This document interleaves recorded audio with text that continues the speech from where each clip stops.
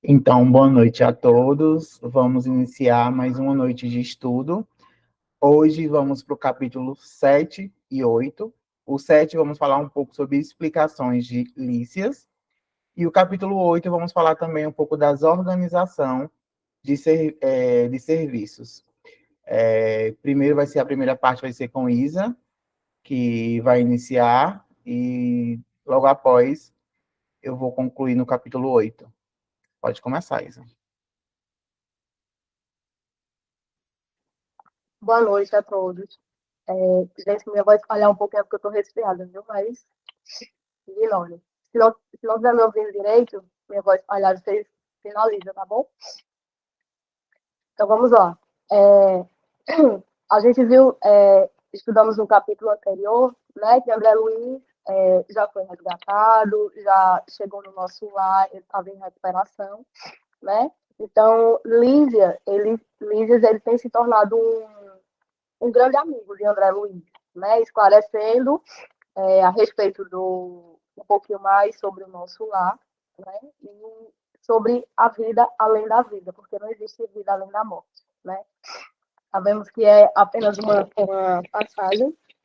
Então, Lísias ele explica para André Luiz, né, a vida além da vida, né? E André Luiz ele tem melhorado a cada dia. No caso, as suas emoções, os seus sentimentos, né, com a ajuda de Lígia, que estava sendo um grande amigo aí para ele no nosso lar. Pode passar, por favor.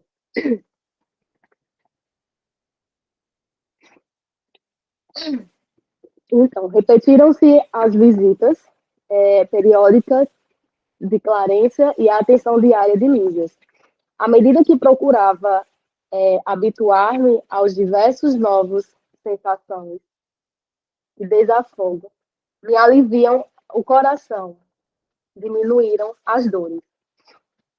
E os impedimentos de locomoção fácil, notava, porém, que há recordações mais fortes dos fenômenos físicos me voltavam.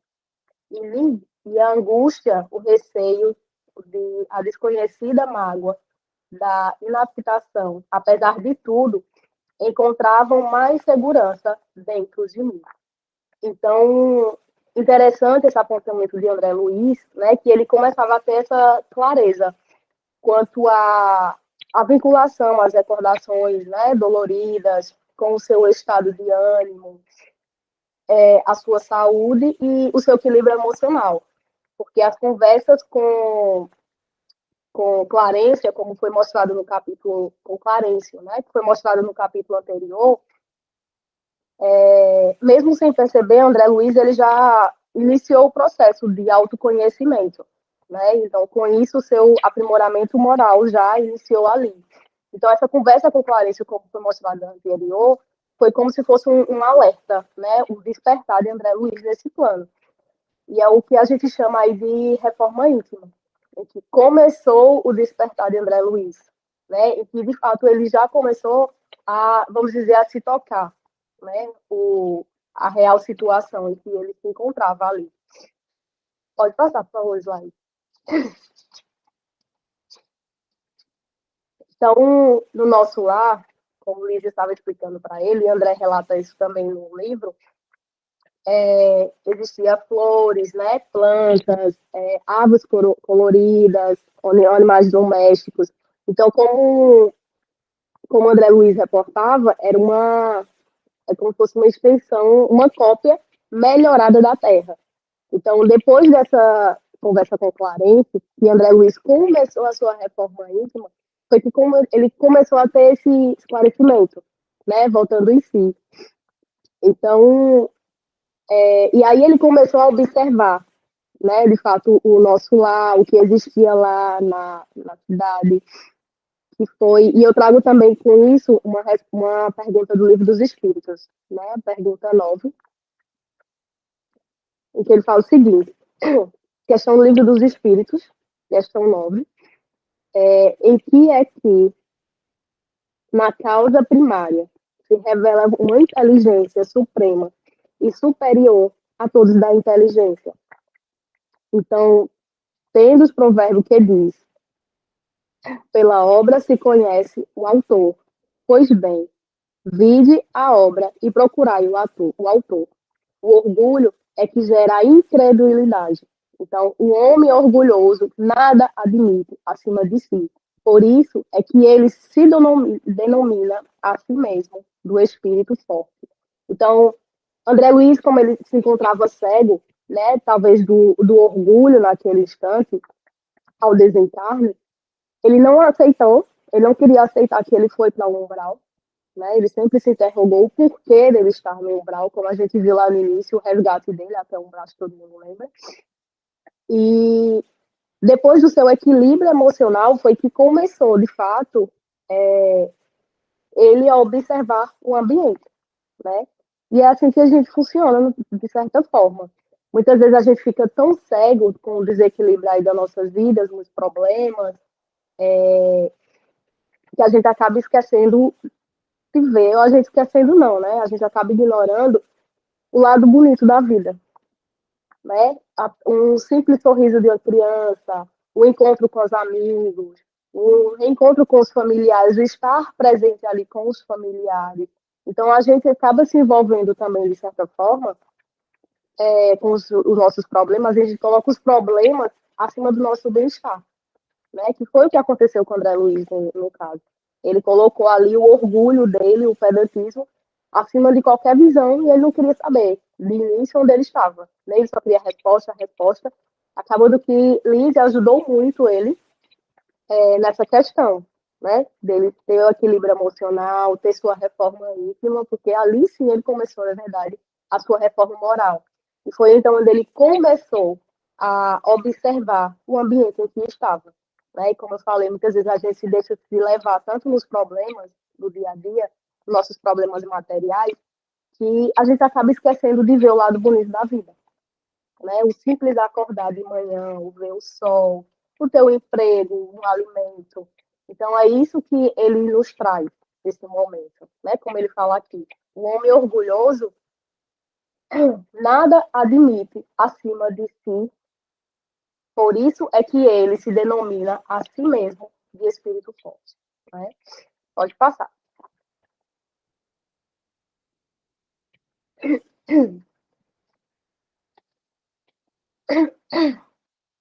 Então, nas minhas lutas introspectivas, perdia-me em indagações de toda sorte.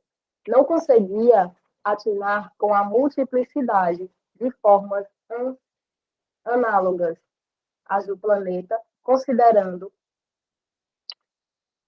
a circo. Porque está ruim mesmo para me ler aqui, deixa eu abrir. Então, Lísia não resgatava explicações, né? E ele fala para André Luiz: a morte do corpo não conduz o homem à situação miraculosa. Dizia todo o processo evolutivo implica gradações, as regiões múltiplas para os desencarnados, como existem planos inúmeros, e surpreende para a criatura evolutiva da carne terrestre. Almas e extremistas, formas e coisas obedeçam os princípios de desenvolvimento natural da hierarquia justa. Então, esse capítulo, né, ele é repleto de informações, como o André Luiz estava procurando o seu equilíbrio emocional, ele começou a observar, de fato, o sentido de tudo, né, como eu falei antes. Então, ele esteve no umbral, a possibilidade ele observou a possibilidade do reencontro, né, das pessoas queridas do mundo espiritual, os diversos tipos de moradas espirituais, como ele fala aí. E tem até uma passagem de Jesus, né? Na casa do meu pai há muitas moradas, né? Como Jesus sempre afirmou. Tendo também intervenções dos desencarnados sobre os encarnados. Por isso que a gente vê muitas pessoas fazendo assim, fulano se foi, que ele possa orar aí por nós, em onde estiver, né? Porque dependendo do merecimento, tem essa intervenção, como teve a mãe de André Luiz, que interviu por ele desde a sua doença carnal, física, né, antes do desencarne. Então, vocês lembram, né, como André Luiz foi resgatado no Umbral. A mãe que ele ajudou muito, interviu para o resgate dele, né? Então, André Luiz ele só foi resgatado quando ele se reconheceu filho de Deus, né? Quando ele orou com toda a sua força e seu coração, né? Então só assim ele conseguiu, na verdade, enxergar Clarencio para receber aquela ajuda, né? Que foi com o resgate dele do umbral. Então a mãe de André Luiz interviu também sobre ele, ajudou muito. Então a gente pode até ver o poder da prece, né? O poder da oração, que muitas vezes a gente se encontra cega nos problemas, e basta uma oração para a gente ali voltar em si, respirar e aceitar ou entender, né, com clareza as situações em que a gente passa na vida. Pode passar slide, por favor.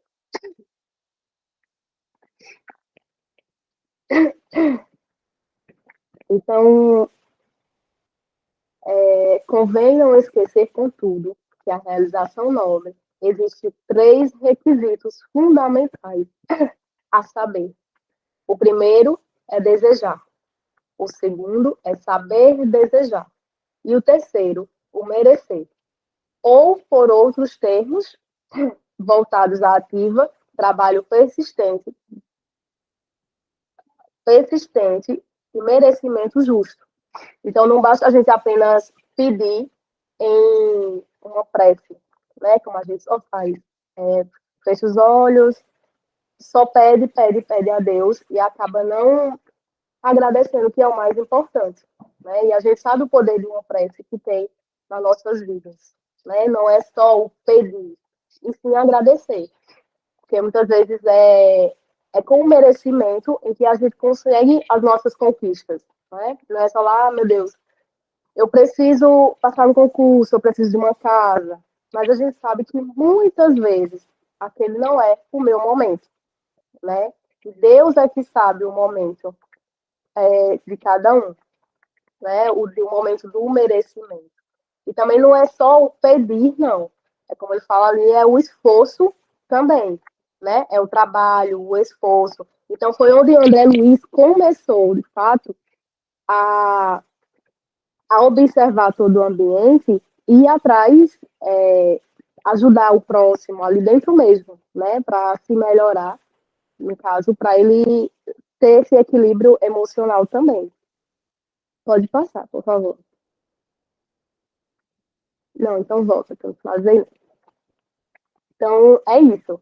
É, assim finaliza, né, o capítulo 7, ele é bem curtinho, mas falando sobre a reforma íntima, de certa forma, e a importância, né, de nos manter humilde diante das nossas situações, das nossas vidas, né, porque veja o pedantismo que André Luiz estava, como eu falei ali, ele não conseguia enxergar um palmo à frente do nariz, né, desde o momento do desencarne, que ele foi parar no umbral, você via que ele só queria sofrer, né? Ele só sofria, ele só se reclamava.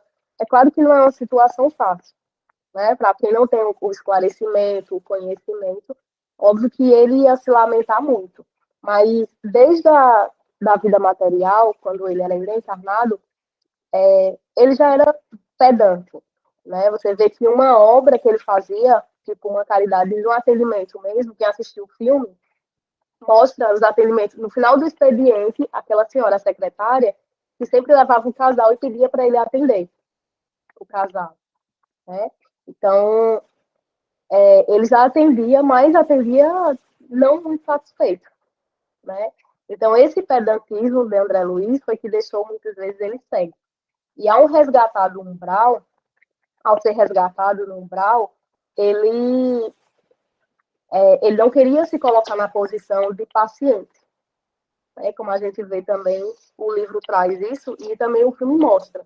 Para quem não teve a oportunidade de ler e assistir o filme, ele mostra que André Luiz ele não queria se colocar no lugar de paciente, porque como ele era médico na vida encarnada, ele queria servir lá também como médico, né? Então ele não queria voltar, ele não queria entrar digamos, como como um aprendiz, né? Porque ali ele estava como aprendiz. Então, era algo novo para ele. E, e Clarencio também, como mostrou no capítulo anterior, foi que trouxe a realidade para ele, né? Com a ajuda também de Lívia.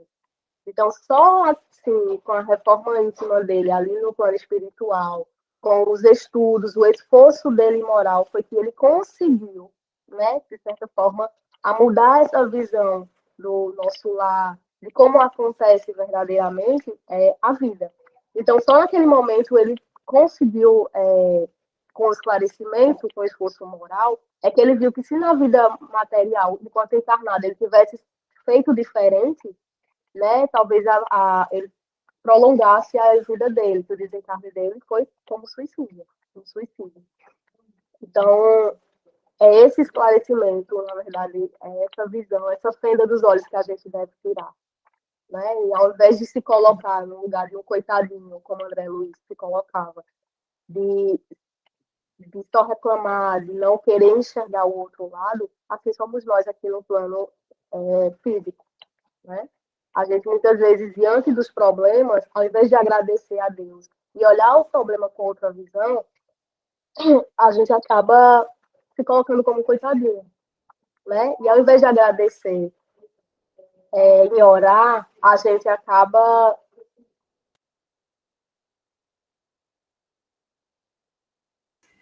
E só Desculpa, pegando, saiu. só falando um pouquinho sobre esse capítulo de Isa, né, também. Quando ele já está melhor, né, ele pergunta, cadê minha mãe? Ninguém veio me ver, como se estivesse só, né?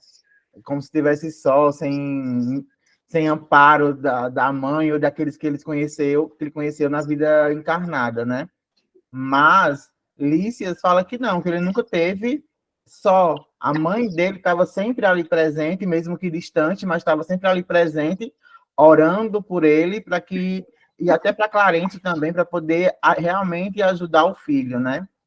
E aí Isso. ele ainda pergunta se vai demorar o encontro com a mãe, e Lícias fala que ela está em outra esfera, né? Mais elevada, ajudando, que também não tem só ele para ajudar, para acolher, que tem outros também que ela precisa também ajudar, e pergunta do pai, né? E quando pergunta do pai, fica meio. Lícias fica assim, meio, né, sem responder sobre o pai, mas a mãe Sem sempre estava responder. ao lado dele. Exatamente. Então, é basicamente isso, né? O capítulo 7 é sobre a reforma moral de André Luiz, é o despertar dele, onde ele começa, de fato, a observar, sair do local de, como eu falei, coitadinho, porque ele achava que ele não era merecedor daquilo, por ser um médico na vida encarnatória. Então, ele começa a reforma moral dele, a observar mais o nosso lar, né? Como o Marcelo complementou aí também, a observar que ele nunca esteve só, que a gente trazendo aqui para a nossa vida física, material, muitas vezes a gente só reclama achando que não tem um auxílio da espiritualidade. Né? E a gente sabe que a oração é a ferramenta mais importante e é o que nos conecta com a espiritualidade, que está sempre presente do nosso lado. Né? Então, só para concluir, como eu estava falando, diante das nossas provações aqui encarnatórias, ao invés de nos colocarmos como coitadinho, a gente sabe que não desmerecendo, claro, as provações de ninguém, mas a gente precisa ter essa outra visão, né? De que precisamos passar por algumas provações. E muitas vezes é, é para nos testar, né? E ao invés de nos olhar como um coitadinho, a gente aprender a agradecer mais a Deus. Porque com agradecimento, com o reconhecimento que eu preciso passar por isso, as coisas ficam tudo mais fáceis, né? De enfrentar. É o esclarecimento que tira essa fenda aí da minha visão e fica mais fácil de enfrentar os problemas da vida, ao invés de só reclamar. Né? Que foi o momento que André Luiz começou a observar o plano, o nosso lar, né? Como ele relata ali sobre as plantas, que tinha muitas cores. Então, ele começou a olhar de uma outra visão, né? Que Lízias começa a ver o esforço dele e começa a mostrar aí o nosso lar para ele, que é o próximo capítulo que entra. E o 7 finaliza aqui. Alguém tem alguma dúvida? Algum questionamento, antes de entrar para o capítulo 8?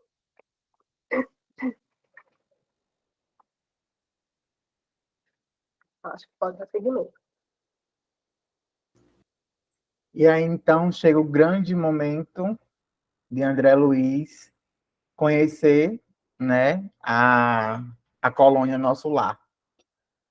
Por enquanto, ele só estava ali dentro do quarto, né, do hospital, se tratando, para poder estar bem, para conseguir compreender um pouco do que aconteceu realmente com ele. E já estando ali, já forte, né, vamos dizer assim, ele saiu com Lícias rumo às ruas de Nosso Lar. André Luiz, em primeira visita à cidade, no Ministério do Auxílio, depara-se com largas avenidas, ar puro, muitas pessoas indo e vindo.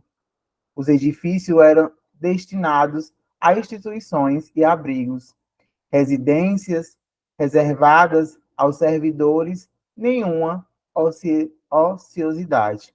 Aqui ele já vê, né, que as avenidas são largas, o ar era puro, onde ele se encontrava naquela zona umbralina, né, tinha até dificuldade para ele respirar.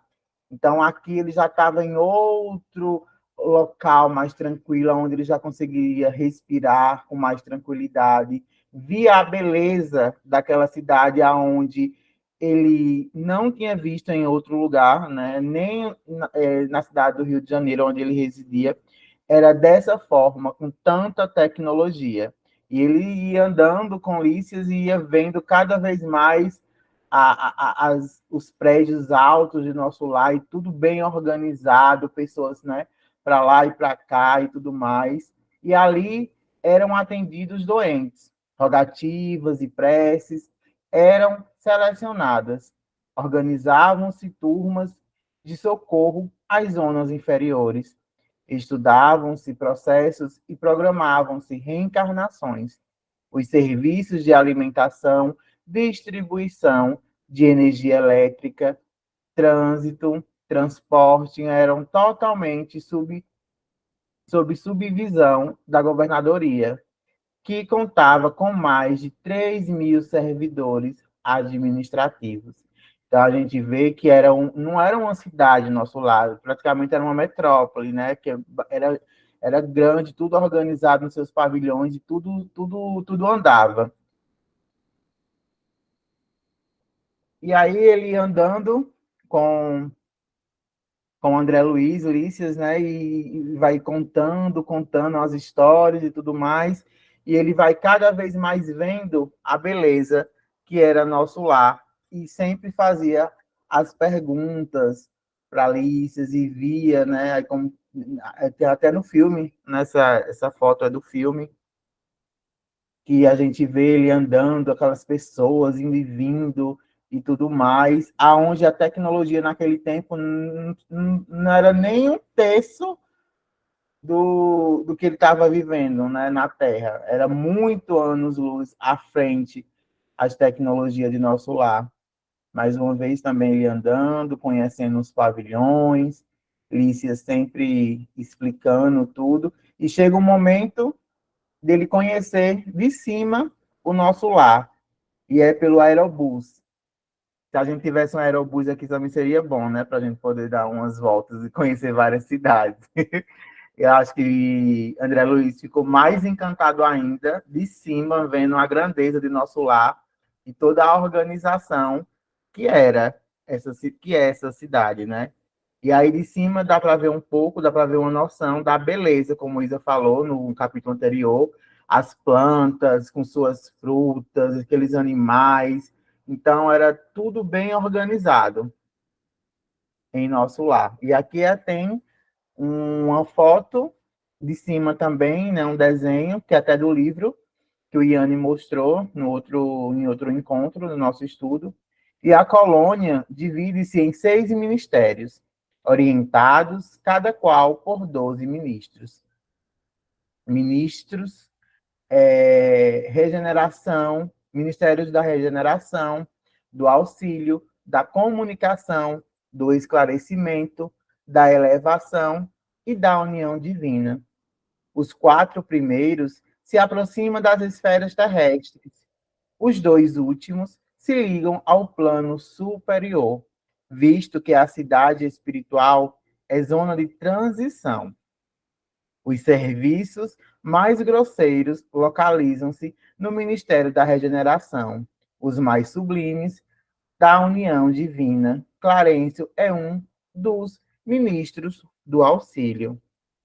E aqui a gente vê a grandeza que é, né, o nosso lar, com todos esses ministérios bem organizados. E aqui a gente vê o que mais aproxima da nossa terra e o que mais se aproxima do alto. E a gente pode comparar nosso lar com. Já eu lembro, fugiu aqui a palavra. E aí a gente vai para essa parte, aonde a gente vai conhecer um pouco sobre a história do nosso lar. Eu acho que no filme não conta com muitos detalhes sobre a história de nosso lar. Então, Lícias conta a origem e história do nosso lar, que foi fundado por portugueses distintos, desencarnados no Brasil no século XVI. A princípio, enormes e desanimadoras foram as lutas, devido às ásperas condições do ambiente primitivo e hostil, caracterizado pela matéria grosseira, mente ainda rudimentares. Esclareceu Ulisses. O véu da ilusão é denso nos círculos carnais. O homem vulgar ignora que toda manifestação de ordem no mundo procede do plano superior. A natureza agreste transformar-se em jardim, quando orientada pela mente do homem, e o pensamento humano selvagem, na criatura primitiva, transformar-se em potencial criador, quando inspirado pelas mentes que funcionam nas esferas mais altas. Nenhuma organização útil se materializa na crosta terrestre, sem que seus raios iniciais partam de cima. Prosseguindo, disse ainda, aos poucos o ambiente se transformou, mas nossos orientadores não desanimam e prosseguem no esforço das superações. Então, a gente vê que o nosso lar foi fundado por portugueses na década do século, ou no século XVI, aonde o Brasil estava passando, né, pela escravidão e tudo mais, e esses portugueses foram desencarnando pela região ali do Rio de Janeiro, e aí foi fundado o nosso lar. Mas a gente não pode se enganar que nosso lar não é a colônia espiritual mais antiga do Brasil. A colônia, até onde a gente sabe que é mais antiga aqui no Brasil, é a Alvorada Nova. Pelo espírito de Caiba-Sútil, a gente sabe essa informação. Tem até um livro que chama Alvorada Nova, que explica um pouco sobre essa colônia espiritual, que é mais antiga do que nosso lar. Então, para a gente ver que há muito tempo nas terras brasileiras já havia uma colônia também grande, tão como o nosso lar, né?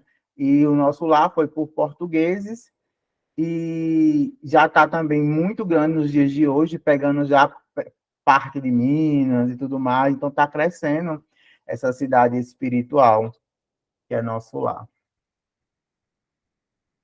Descrição de Lícias sobre a história de nosso lar, com os primeiros colonizadores portugueses, vencendo a natureza rude do plano espiritual.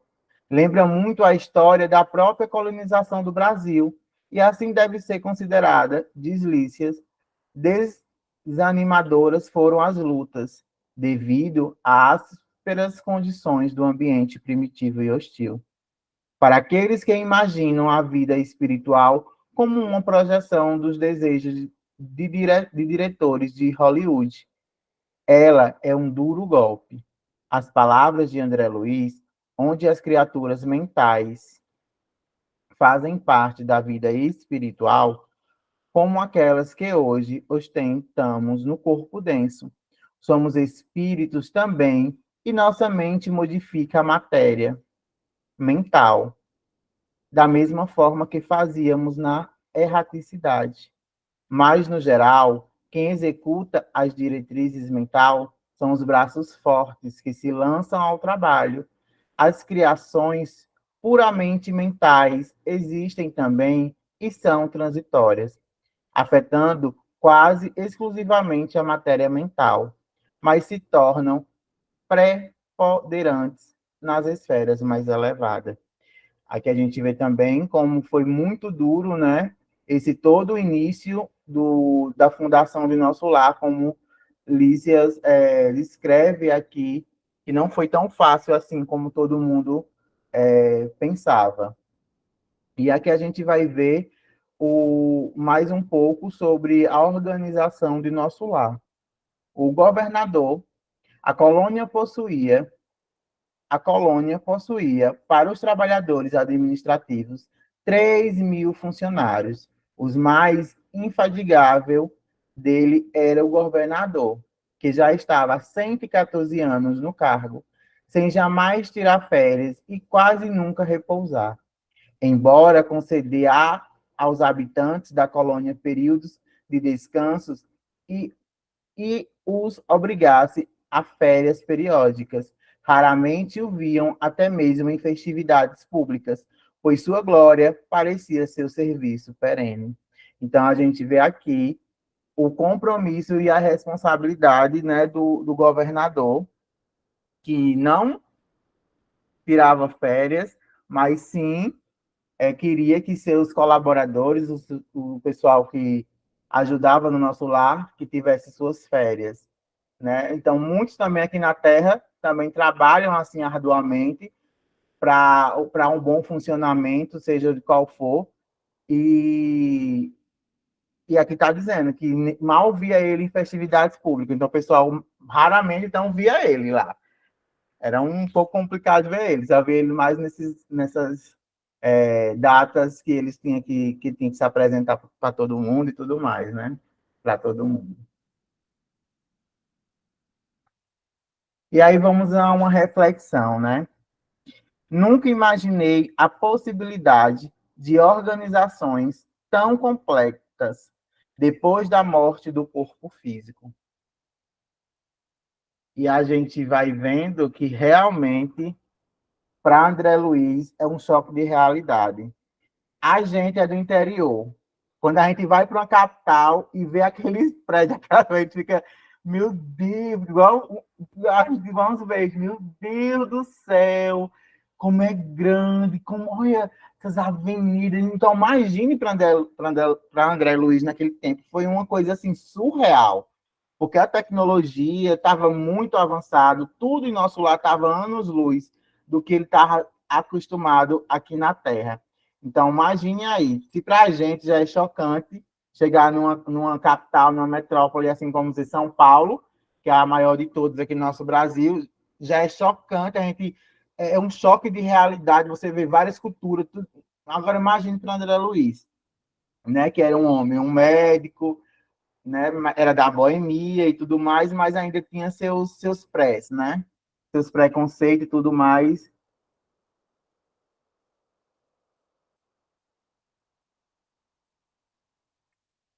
Modus operandi dos espíritos. Livro Emmanuel, de Emmanuel.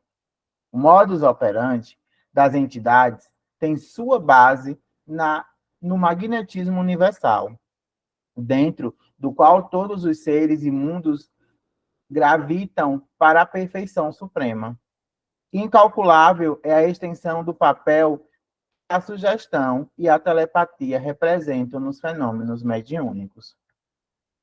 O processo das comunicações de trabalhos que requerem a utilização de inteligências nobilíssimas do espaço, cujo grau de elevação o meio terrestre não pode comportar, verifica-se quase que invariavelmente dentro de um teledinamismo poderoso que está longe ainda de aparecer nas nossas condições de espírito encarnado.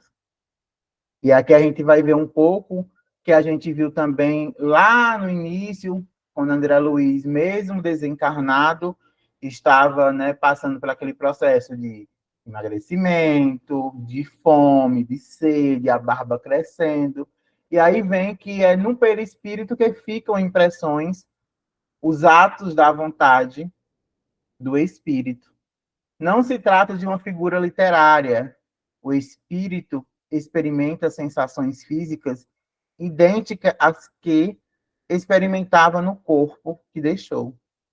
Por mais que os pensamentos comandem a fisiologia do corpo perispiritual, não podemos esquecer que os órgãos perispirituais possuem metabolismo que se manifesta em todos os lugares, fazendo com que o irmão desencarnado sinta frio, calor, fome e sede.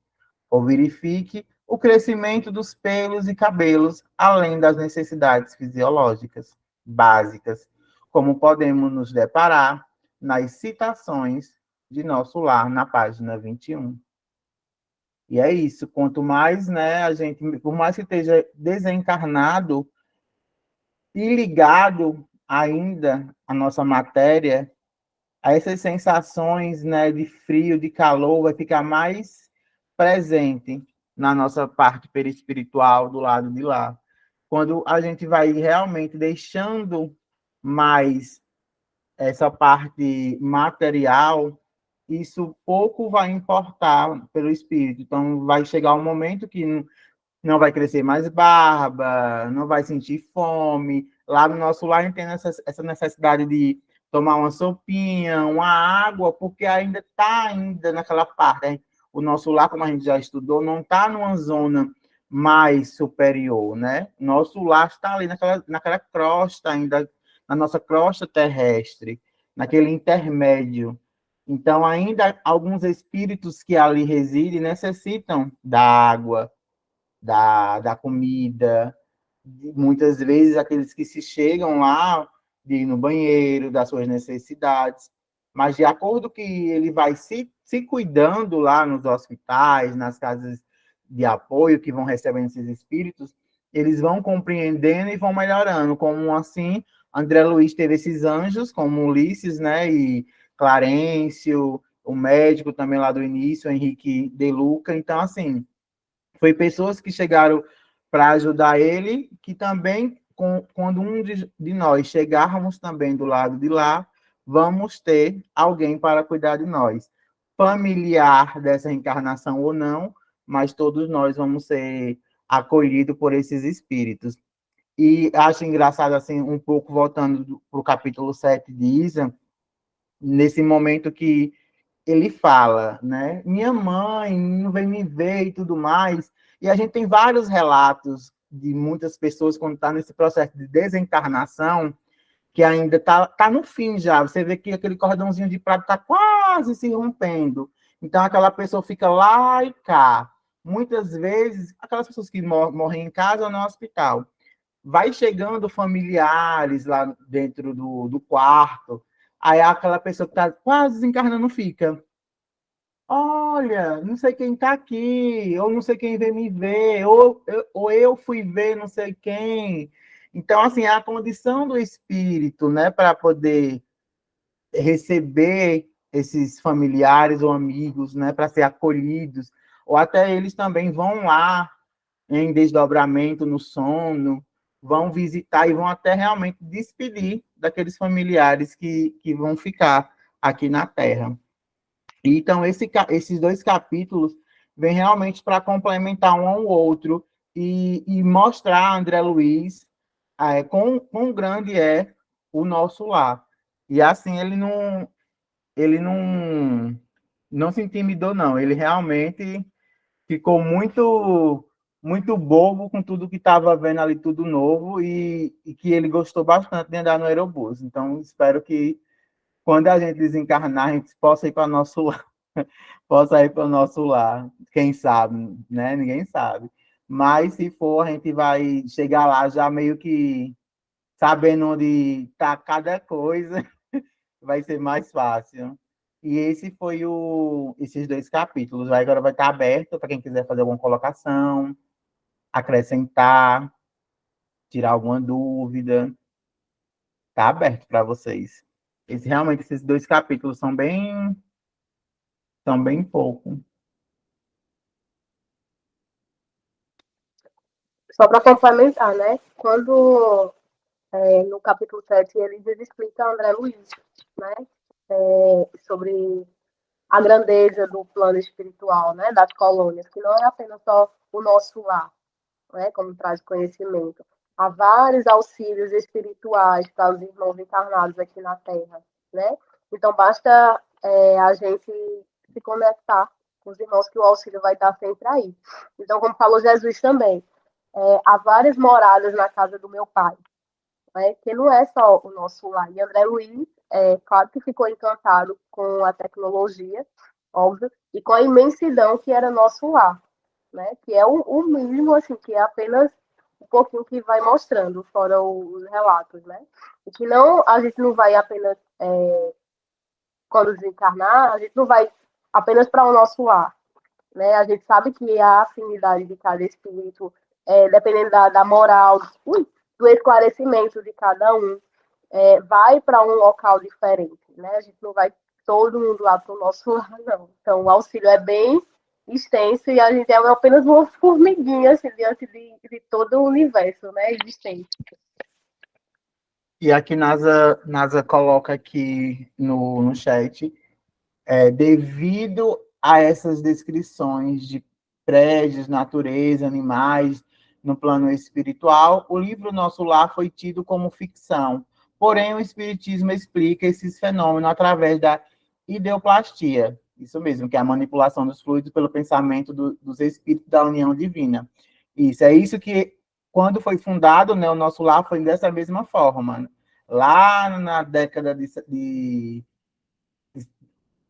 no século XVI, pelos portugueses, né? Como a gente falou lá no início, foi muito duro, mas conseguiram realmente deixar o nosso lar como está hoje. Pode falar, Ana. Peraí, que é muita coisa para eu apertar aqui, tirar a mão. Quando eu comecei a ler, né, e fazer o estudo, né, desse capítulo, aí me vem sempre muitas perguntas, né? Então, se é feito pelo pensamento, né? Então, quando foi criado, era rudimentar, porque assim, ele fala, né, que nosso lar é uma cópia melhorada daquilo que a gente vê na Terra. Porém, quem produz são espíritos desencarnados que vieram da Terra. E como é que eu poderia produzir coisas tão tecnológicas, né, tão avançadas, se o meu conhecimento naquele momento não é tão avançado? E aí, mais na frente, por isso que é importante a gente estudar, né? Então, aí, mais na frente, continuando o estudo, aí já me veio, porque é o que ele fala aí no capítulo, tanto no 7 quanto no 8, né? Quando o Lísias continua a explicação, né? Então, quem sempre auxilia são os espíritos que estão mais conectados com os planos superiores, né? Que no caso são daqueles 2 ministérios, né? Da união divina e o outro que está abaixo desse, que eu não lembro o nome. Mas ele deixa bem claro, né? Aí, né? Ó, em 6 ministérios, pronto, que é da elevação e união divina. Mas tem um momento que Lísias ele fala bem certinho, acho que até no slide anterior a esse, eu creio, Será que é nele? que tudo, né, tudo é auxiliado por ele. Pronto, aqui, ó, esclareceu Lísias, né?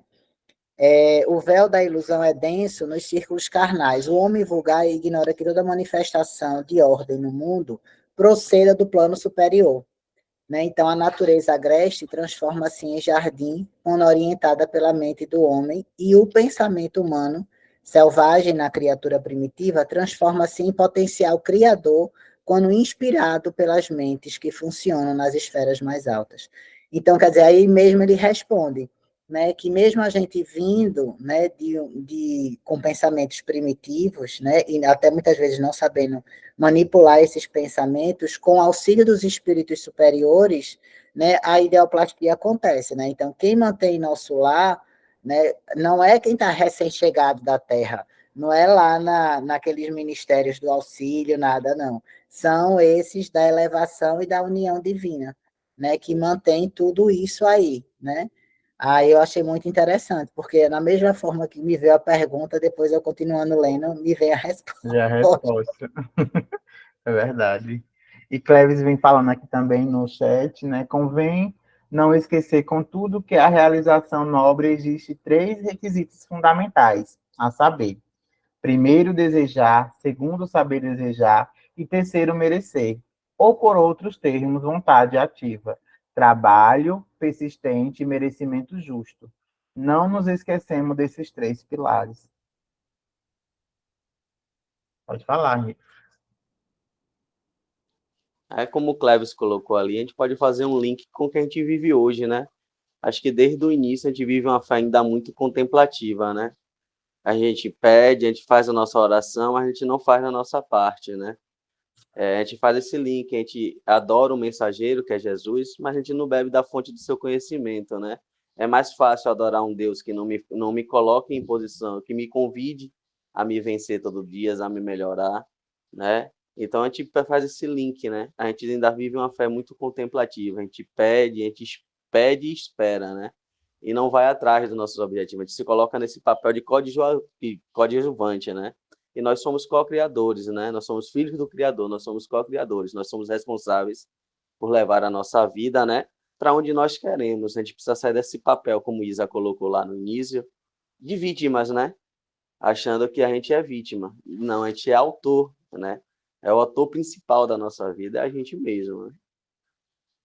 Isso, e Nada vem falando aqui também, né, que o que rege a formação das colônias espirituais é a lei de afinidade. Cada um de nós, após a desencarnação, irá para uma esfera que adapte a sua condição moral. Do mesmo jeito que a gente aqui na Terra, encarnado, se juntamos em afinidades, né, em grupos que têm aquela mesma afinidade, quando a gente desencarna também vamos para esses locais que a gente mais tem afinidade. Eu espero ter afinidade com o plano superior muito, para a gente estar lá em cima. Mas se não, a Eu gente acho que eu aprende. não vou para nosso lar tão rapidamente quanto eu Eu estou espero. esperando só uma laminha mais durinha, não tão úmida. Também, Henrique. A gente fala assim, ninguém solta a mão de ninguém. Todo mundo lá segurando a mão no outro. Se um subir, todos sobem junto. Se eu Se achar uma descer, pedrinha no meio da lama, eu guardo lugar para todo mundo sentar do meu lado. mas é isso mesmo. A gente vai para onde as nossas afinidades nos puxam. E Nada também aqui complementa, que é a lei do trabalho, e falou aqui também de uma pergunta do Livro dos Espíritos, 674. A necessidade de trabalho é lei da natureza? O trabalho é a lei da natureza, por isso, mesmo que constitui uma necessidade e a civilização obriga o homem a trabalhar mais, porque ele aumenta as necessidades e os gozos. Isso. Mais alguém? Tem a ver com o teu capítulo, né? Onde ele fala dos ministérios, ele mostra a André Luiz que ninguém fica ocioso, todo mundo trabalha com gosto, sem reclamar, né? Então, apesar de parecer com a terra, porém lá ele já tem o discernimento da necessidade desse trabalho, coisa que aqui a gente ainda trabalha em busca da nossa remuneração, né, financeira, né? Sim. E não do nosso melhoramento, né? Não pensando no trabalho como lei divina. E a Né? gente, e a gente vê também que lá também tem o nosso livre-arbítrio, né? Teve lá uma mulher lá que não fez nada, não auxiliou, não, e queria ter contato, eu queria ver a família dela. Não foi, não, né, não, ela não teve o sucesso que ela queria porque ela teve o livre-arbítrio dela, então ela não fazia nada no nosso lar, não cooperava com nada na manutenção de todos os, né, os ministérios que tem no nosso lar. Então é isso. Se aqui na Terra tem o nosso livre-arbítrio, lá também tá valendo o livre-arbítrio. Então, chegando lá, nada de ninguém ficar no sono eterno ou ficar querendo descansar, porque se a gente quiser alguns méritos, a gente tem que correr atrás desses méritos. Então, é trabalhando, trabalhando, trabalhando, trabalhando. Principalmente aquele pessoal que trabalha naquelas câmeras, porque ali chega pessoas realmente muito debilitadas, muitas vezes sem querer aceitar aquele desencarne, e ali é um local que mais precisa. E justamente no momento que André Luiz está lá, acho que foi a Segunda Guerra Mundial, se eu não me engano, que foi chegando os espírito, muito espírito, e tipo, e a mão de obra estava precisando ali. E cadê aquela senhora que estava querendo os méritos dela para poder ver a família e não estava lá auxiliando? Então é assim, né? A gente tem que realmente trabalhar, trabalhar para poder conseguir as coisas. É a mesma coisa no material também, é no espiritual. Mas lá não tem uma moeda de troca, não tem dinheiro, né? Pelo nosso trabalho, pela nossa boa vontade, que a gente vai conseguindo as nossas coisas lá no plano espiritual. E é como você falou, né? Trazendo aqui para o exemplo, na nossa vida material, né? Que a gente só quer receber, receber e se esforçar um pouquinho para se melhorar, para tratar o outro bem, né?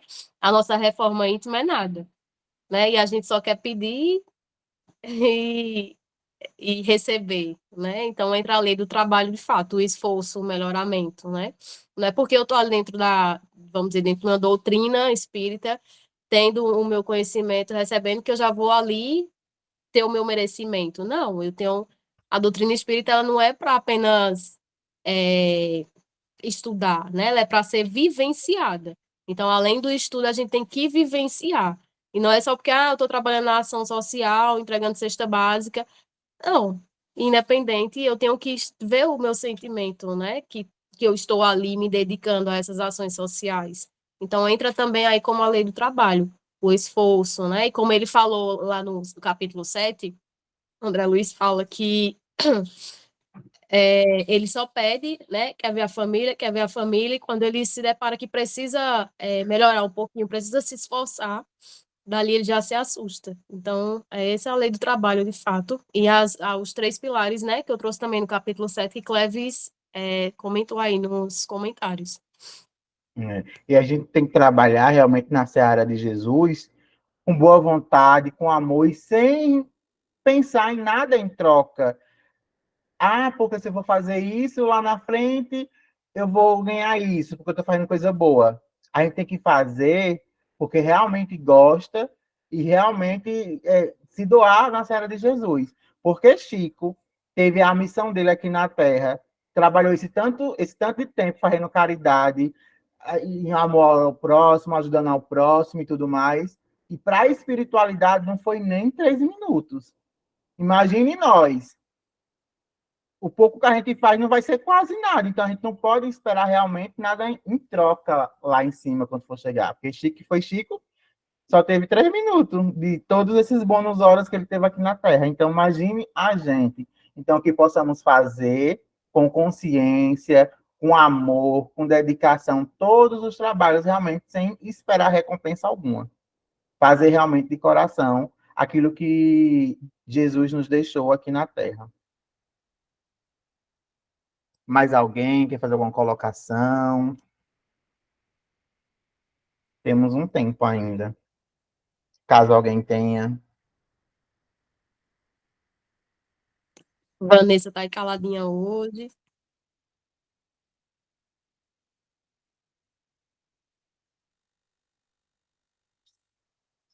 Irmã, tô quietinha aqui, irmã, mas eu estava observando tudo que vocês estão falando.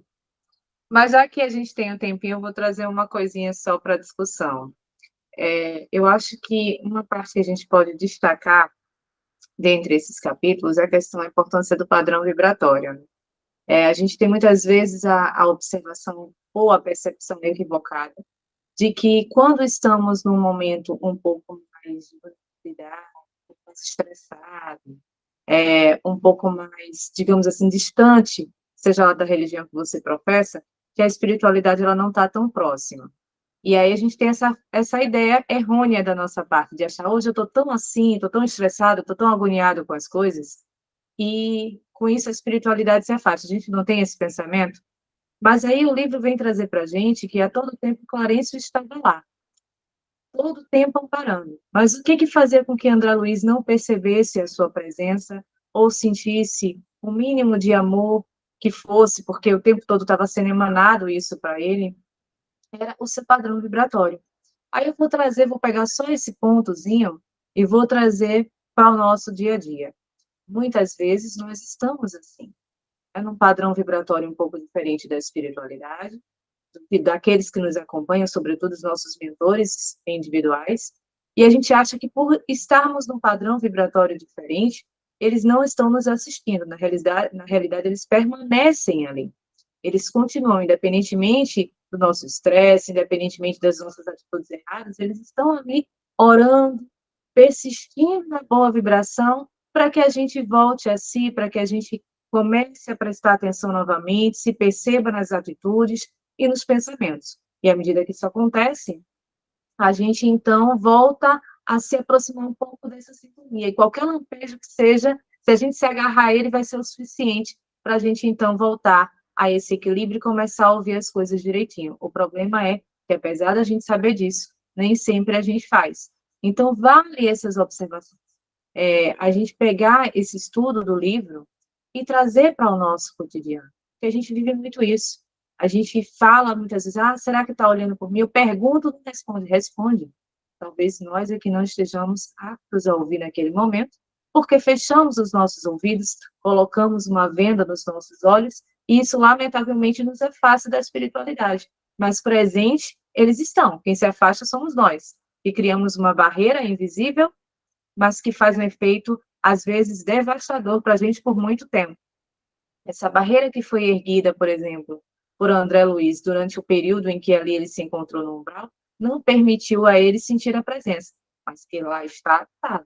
Não só a presença de Clarencio, mas a de sua mãe, e da oração da senhora, que intercedia por ele, ainda que fosse à distância, pedindo para que Deus o abençoasse, sem nem saber que ele havia desencarnado, mas que durante toda a sua existência corporal, pedia por ele. Então, vamos observar um pouco mais os nossos pensamentos. A reflexão que a gente pode tirar daqui é isso, é a gente poder se observar. A espiritualidade está o tempo todo conosco, o tempo todo nos ajudando, nos aconselhando. Cabe a nós pararmos para escutar um pouquinho, silenciar a mente. Às vezes a gente não faz isso. É um bom exercício a meditação, gente. Quando a gente tira um tempinho para meditar, para, sabe, se olhar para o seu interior, isso facilita muito a gente ter uma coisa diferente do que acontece. Na hora da agonia, a gente não vê. Então, se a gente já sabe que não vê na hora da agonia, então vamos silenciar um pouquinho, que aí a gente vai ter maior condição de poder ter essa percepção do plano espiritual junto conosco. Deus não desampara ninguém, né? A espiritualidade muito menos, porque está ali servindo, amando dele, está ali nos acompanhando, nos amparando, nos guiando de alguma maneira. E aí, nesse sentido, cabe a gente fazer a nossa parte. Agora eu vou deixar quietinho, viu? Porque se me der ousadia, falaram que eu estava calada, eu me empolgo, certo? Então, vou deixar quietinho agora.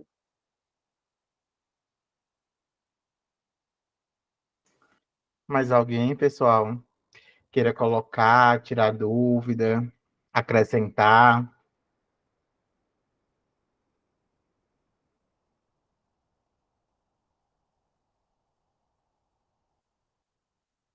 Se não, podemos então finalizar o encontro de hoje, né?